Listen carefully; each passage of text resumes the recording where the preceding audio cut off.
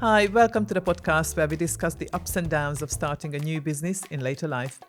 Today we are tackling the frustrations so many later life entrepreneurs can only whisper about: posting, speaking, showing up, being visible, yet still feeling invisible. My guest is Sandra Hoope from Dare to Displease, a corporate attorney turned storytelling strategist who helps business owners turn their lived experience into the message that finally cuts through the noise. If you feel you're doing everything right, yet struggling to be seen, heard, or even remembered, this conversation will show you exactly what's missing and how your story can change everything. So Sandra, when people meet you now, the best-selling author, a master persuader, a host of a powerful storytelling podcast, I think what they see is clarity. But what is the truth you wish every entrepreneur could understand, who feel overwhelmed, invisible perhaps, just wondering why their message is not landing? I would love them to know that my clarity was maybe a decade or more in the making. I've always, worked through so much logic in my corporate affairs that when I ventured out more into the online world and started to think about telling my story, my personal story, I had to jump through a lot of hoops because we're meant to always be so composed in a corporate world Yeah. that we can't show really our emotions, what's really going on. One of the core messages of my life is that whilst I was in corporate, I was also going through some toxic relationships, even one that involved domestic violence. And people had just no clue what was going on because I would go into the office, do my thing, be the ever kind and caring mentor and colleague. And then at home, I was facing whatever I was facing.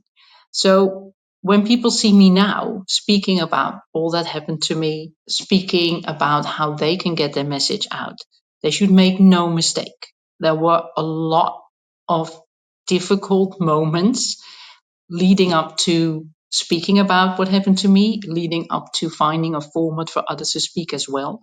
So if you are a business owner and you are obviously very good at what you do, but you're still wondering, what is my best way to get the message out? And should I speak more about myself? But you feel this little in your tummy, that is perfectly normal.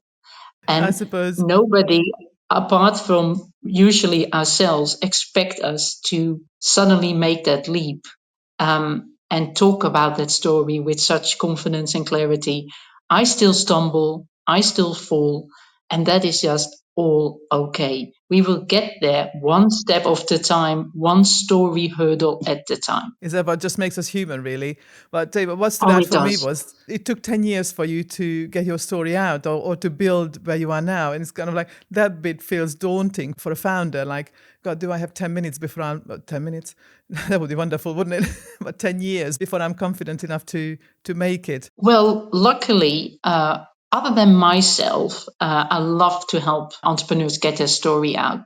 There's more people like myself who are really focusing on someone's story as their unique selling point. So where I was going through all the hurdles, I think most business mentors were about more the logistics and the technicalities and less about the story. So if I would have found myself earlier, I might have moved quicker.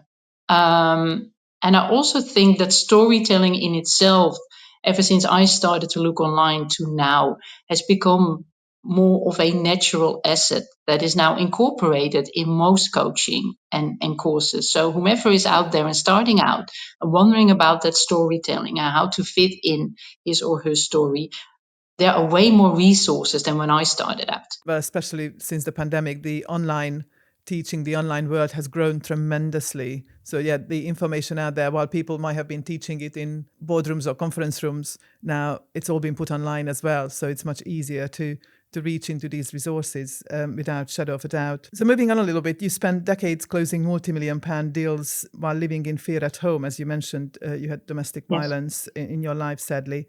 This is a duality that I would imagine a lot of people would try and hide forever. But how did that experience teach you the difference between telling the truth and telling a story? Obviously, I could also have kept it very quiet, but there was this inkling in me to bring that awareness to the corporate boardrooms. Because I figured if it was happening to me, a professional woman, a successful woman in like the Dutch equivalent of the London city, that there must have been or still are more of us. And that duality in itself is an extra burden. If you're going through toxicity, if you're going through domestic violence, but you are in a profession that basically dictates you to be, like I said, very logical oriented, very composed, it's a stress upon a stress. So that's basically why I wrote the book. It was less about getting my story out there. It was more about showing that if there is one professional woman that this could have happened to, there must be more. And I did notice that once I started to speak about the book, once it was published, and I also brought it to the attention of basically my corporate friends through LinkedIn, that I got a lot of reactions from other women, but also men who said, thank you for speaking up.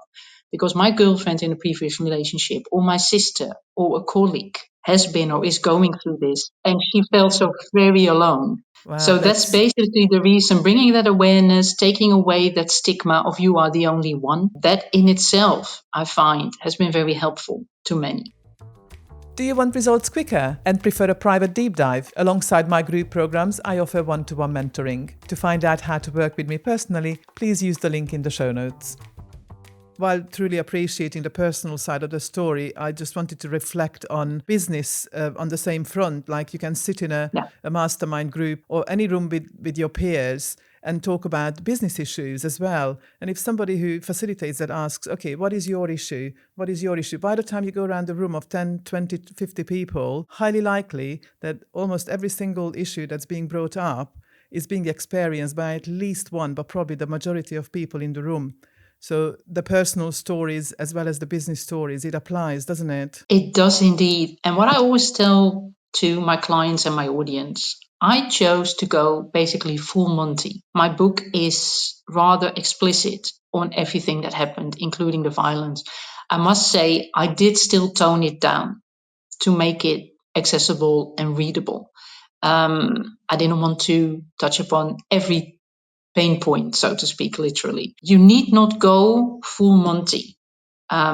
Because ultimately, what I find that people look for when they decide on whom to work with, they seek a story of transformation. Because I've also had messages from people who say, I've got a business, but I don't have a huge trauma. Will my story mean anything? Will it benefit anybody? And then I say it's all about that transformation. And everybody, be it a small or a big transformation, has changed something in his or her life. We've moved, maybe sometimes even countries. We've had children. We've had relationships. We've entered into, we've entered out to. And it's a transformation that people love to hear about. What has it brought you? Where were you then? Where are you now? Why are you doing what you're doing? There's always this story of transformation. And that's what I sort of want to shed a light upon with the clients in the audience. But rather than the size of the trauma. Yes, indeed. Because everybody's got a story. Everybody carries a baggage. Yes. Everybody's got some level of trauma. And to us, to the individual, that is the biggest trauma or crisis or just experience. Actually, it doesn't have to be trauma, does it? Exactly. Experience and transformation more than the trauma itself. If people choose to really focus in on that and say, okay, I've been through it. And like yourself, I want to bring awareness. It's certainly something that we can work with, but it's not an obligation to show it all, to still have that impact of awareness, still have that impact of transformation on those who then choose to work with you, other than obviously that you provide a good service or product or offer. It's a personal touch that someone recognizes in you that makes them choose you. Yes, very much so. Again, reflecting it back onto business, because we're talking about visibility here. We've already covered that a person's story is kind of like the strongest selling point because people buy into people.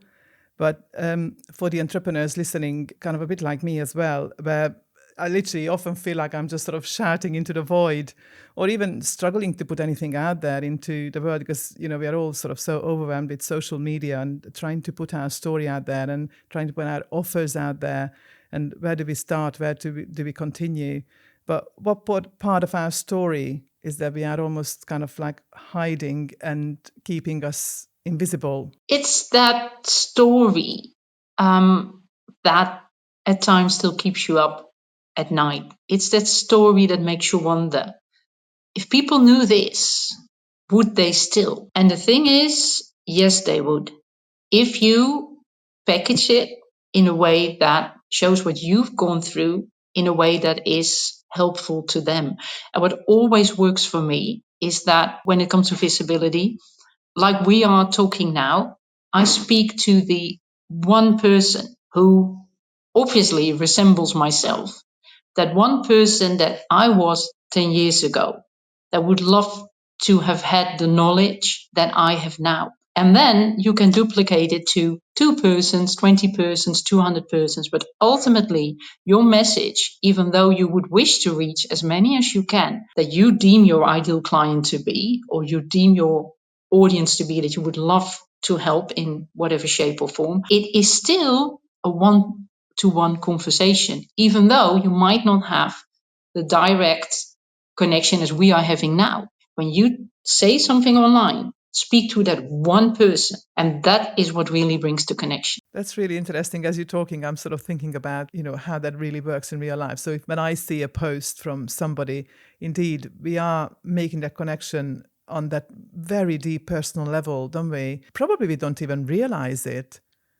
So is that kind of very much the reason? And I'm almost feeling like I'm having a light bulb moment here from your explanation, that this is the reason to keep putting it out there, to keep putting any part of my story, literally any part of my day, of what I do, what I'm interested in, that personal level, to allow people to buy into not necessarily the offerings, but that whole experience and the association with the experience. You know, that's all we really can do. I mean, we've all been told, and there is certain truth in that, because if you're not visible, people are not going to find you. If you're not visible, you can't help them, because ultimately, yes, we're business owners, and with business comes an income, but ultimately we want to make an impact on someone's life. So if they can't find you, you can't help them.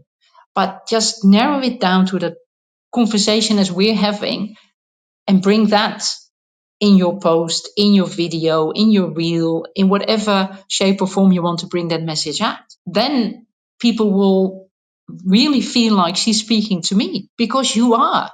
Because you really thought about that one person that you would love to help. And obviously, yes, she or he will respond, because you are speaking to that person, even though there are many more of the same person. You're speaking to them. And that is what comes across. But of course, it needs to catch somebody at the right time as well. Or It's indeed, I mean, yeah, what is... you're quite right. It's all about the timing. You have to be ready to hear it. You have to be ready for others to really speak to you. The thing is, the opening can be in the weirdest things. People sometimes, call me or app me or whatever, because they loved a post about me having a coffee somewhere. And it struck them at a time in their day when they are like, I wish I would have had the time to do that. I don't have the time to do it, but seeing Sandra having that coffee gives me comfort. And you're thinking, the coffee post, really? That is what struck most with them, instead of all the things I'm explaining about what I do? Yes, it does, because it was that moment when they were seeking that connection, and it came through coffee or through traveling or through something that you're doing with your family, with your pets. That strikes with them, and then they go and find out more about you. Potentially, that could be the moment where they feel like they are indeed having a coffee with you and you are their Yes. friend, perhaps. I have friends who travel a lot. I used to do that decades ago. I'm not traveling that much at the moment, but I really feel like I am there with them. So I follow them. I see what they do every day. I can picture sometimes where they are, because I've been there. You can feel the sun. You can taste the dishes. And that's what you really bring. That's also part of your story, your daily life, what you're doing, what matters to you. That is usually where the first connection comes from. And then it's about the deeper stories and the deeper offerings that you have. Some of you will want deeper, faster transformation. And that's why I also offer a 3-month one-to-one mentoring package, and that is tailored to your business and life. You will find the details in the show notes. At so many training events, I've heard that people come to you to take your services, and then they kind of say that they've been following you for months and months, and you know that they haven't interacted with anything that you've ever posted. But then it's kind of like literally living with stalkers all the time. Why is that kind of the accepted norm now, that we live with the fact that we know that people are stalking us and they are our potential customers? That is just a little bizarre to understand. But what's your take on that? Well, obviously, there's a lot of focus on metrics. What are you posting? How many people are viewing it? How many people are liking it? How many people are commenting on it? And that's a sort of benchmark. I'm not saying you shouldn't do it, but you'd be surprised indeed how many people ultimately use your services, that they come up to you in an event or they sign up, that have never liked any of your posts. They've never commented, they've never shared, but they are there in the background. I've always struggled with consistency when it comes to messaging, especially because I'm now working what I refer to as my latest corporate contract alongside the podcast, which can be daunting at times. But I really focused as of sort of the beginning of summer on putting something out there every day. Right. It was just a few lines in the realm of messaging. If you were to ask me, I did it on LinkedIn, Instagram, recently restarted on Facebook. If they would ask me, have you seen likes going up or comments going up? I didn't. But my podcast agency, because I always refer to the podcast, I always put out a link to the podcast, saw the podcast moving up in the ranking, UK Okay, podcast. that's interesting. So it had an effect that you couldn't see through your socials, but it was there in the podcast ranking. So they contacted me and they said, whatever you're doing, keep on doing it because it's working. Because the ultimate goal for me was to get people on the podcast, not for them to like or comment. Keep that in mind. There is an ultimate goal that you would love to help the people. And Yes. It's not just about the likes and the comments. If you think that that is the one benchmark, then you are losing out. You really are. Keep showing up. Sorry, this people bit of will advice come is to you. gold. This bit of advice of, the consistency. I think that the way you explained why the consistency is so important is the best bit of advice for visibility. Because, all sorts of people tell you, in a lot of training, be visible, post every day. But it's so overwhelming. But when you now shared the knock-on effect of it and why it's less important to look at the metrics on the social media channels, but then look at your business as a whole, how your podcast rankings have gone up and potentially your customers are actually coming through that channel, then it makes so much more sense of why doing it. Because, posting on social media is such a drag. It's the constant, what do I do? And indeed, you get completely bogged down with the metrics.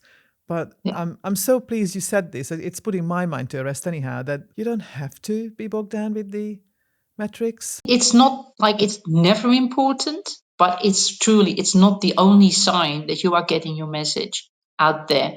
And what I did, I work with AI. One of my sort of pet peeves is use AI, never have it replace your voice and never be sort of intimidated by it. So what I did, in my voice, I prepared a guide, a freebie about certain elements of how to get a concise message or sale page comprised around your story. Right. So there's certain elements to there. It's like call to action, benefits behind the benefits, your story as your unique selling point. So that is my voice.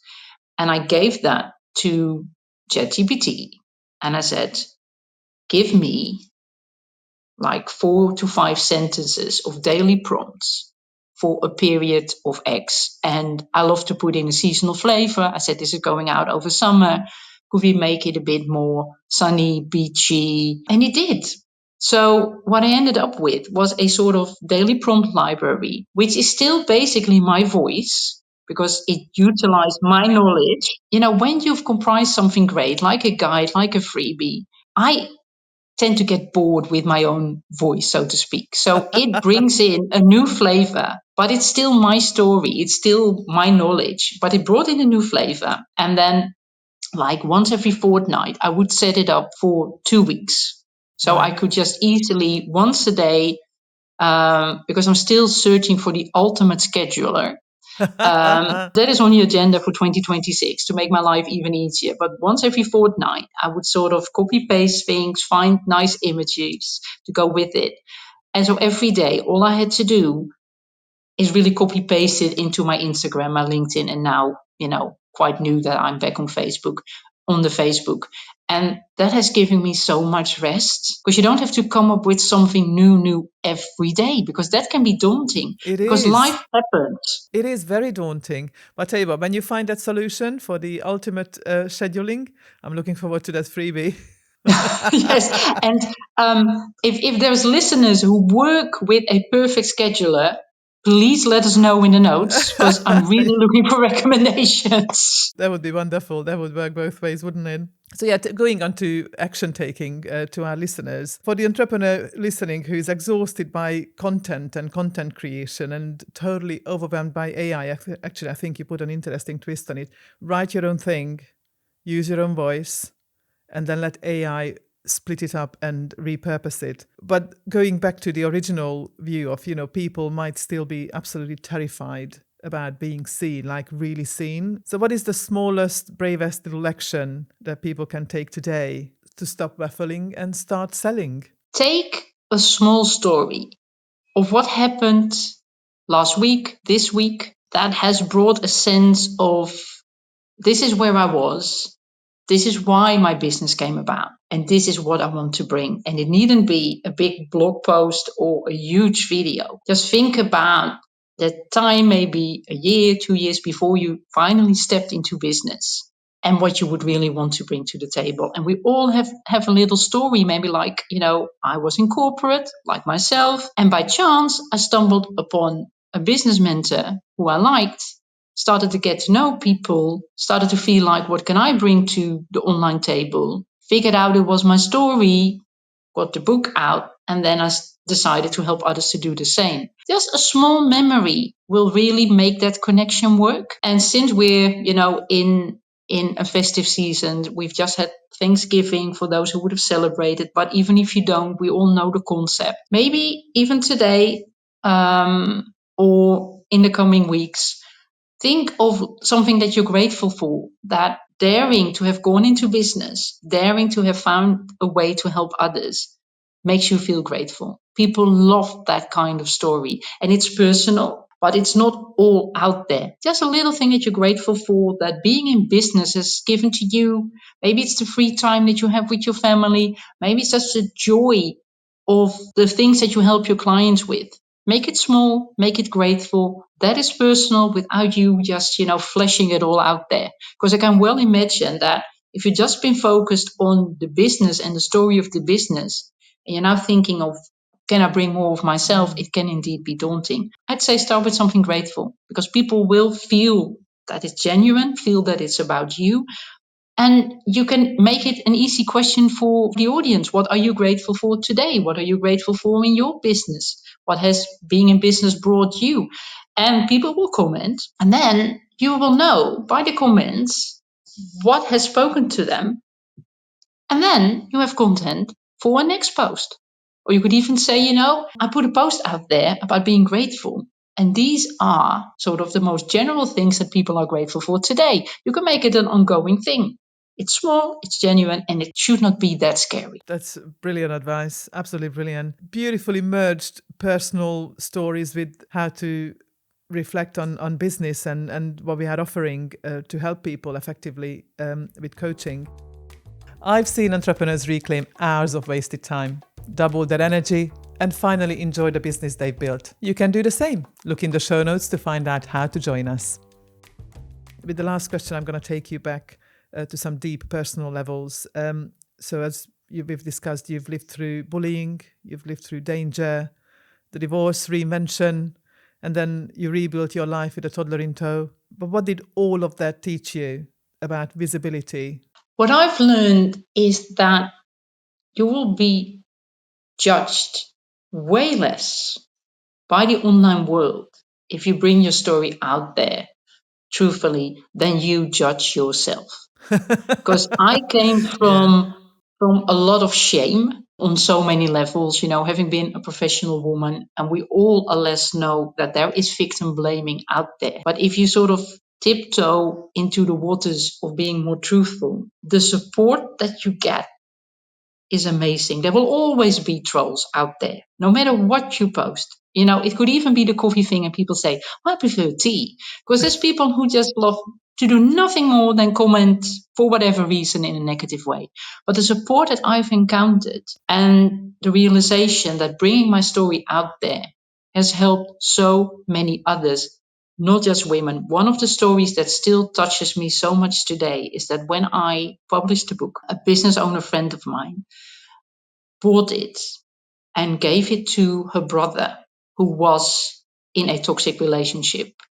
Because as I always say, my book is do not try him at home, but it happens in any given relationship. It can be a man being an abuser, it can be a woman, it happens Yeah. in same-sex relationships. So the him is just because that's my kind of relationship, but it could well be a her. That he read the book and he finally dared to take a leap and get that divorce. And that is a metric.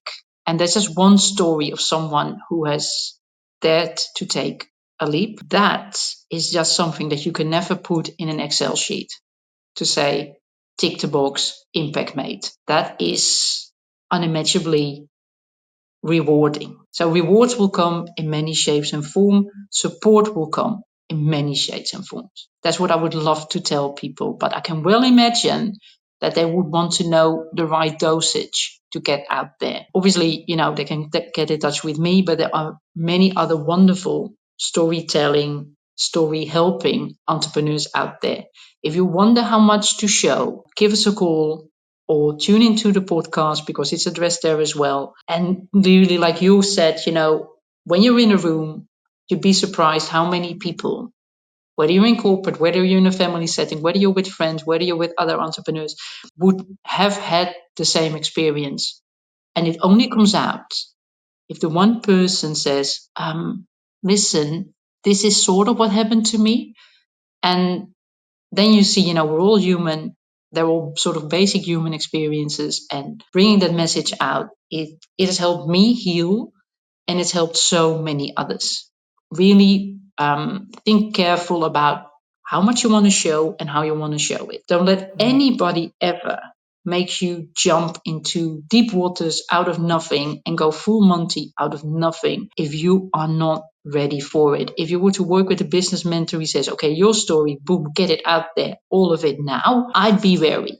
Because it takes time. It took me time to build up to the moment. It will Yeah, take you time to build up to the we moment, said that, and make didn't we? sure that you have the right assistance to do it. Wonderful. Sandra, thank you ever so much for sharing your amazing wisdom. I think we've had some fabulous sort of guidance on how and why to do things from you. I certainly feel like, as I said earlier, I've had a bit of a light bulb moment, and I will be certainly going back through this episode myself again and again to help me put the long overdue visibility strategy together for myself. And I truly hope that our listeners will feel the same. Thank you so much for your wisdom. Thank you so much. It's been an absolute pleasure. Thank you for listening to New Business in Later Life with me, Ildikó Sealey, where we say no to slowing down and yes to starting up. Loved what you've heard?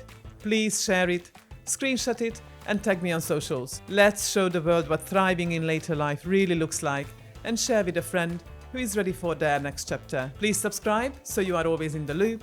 And if you were ready to stop running on empty and start running on purpose, well, come join us. All the links are waiting in the show notes, including my guests' contacts, the Entrepreneurs Club, and the few tools and services I personally use in my business to help you thrive in yours. Until next time, refuel, refocus, and reinvent.